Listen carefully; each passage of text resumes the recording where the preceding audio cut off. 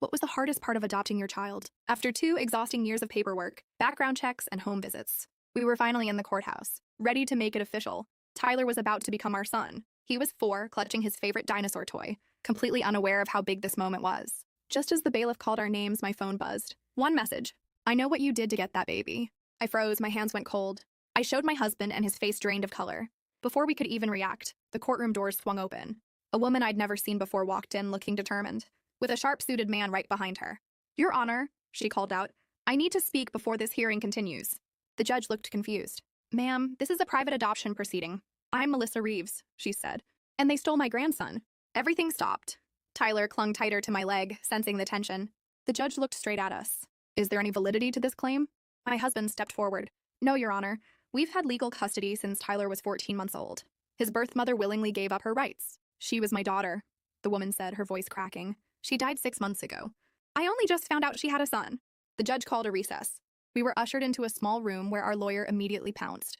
Did you know she existed? He asked us. No, I said. The agency told us there were no living relatives. Then my husband cleared his throat. They didn't do a full search, he admitted. They kind of skipped that part. To speed things up, I turned to him stunned. What do you mean they skipped it? He looked at me with guilt all over his face. We paid extra for a fast-track adoption.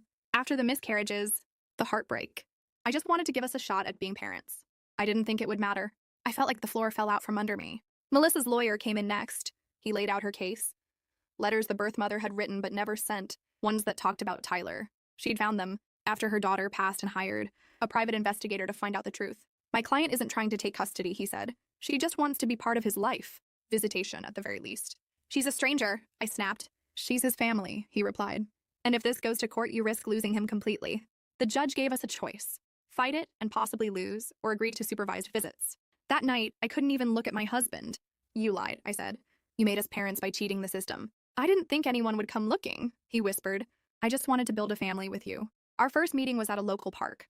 Tyler hid behind me when she arrived. She didn't push, just sat down and started building a sandcastle. Slowly, he inched over. She looked at me and said, He has her eyes. Everyone used to say that.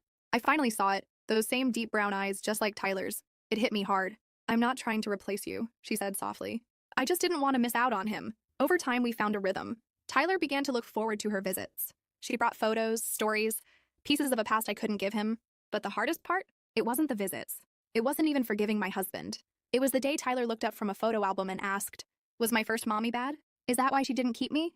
And I had to find the words to explain addiction to a 5-year-old without breaking his heart.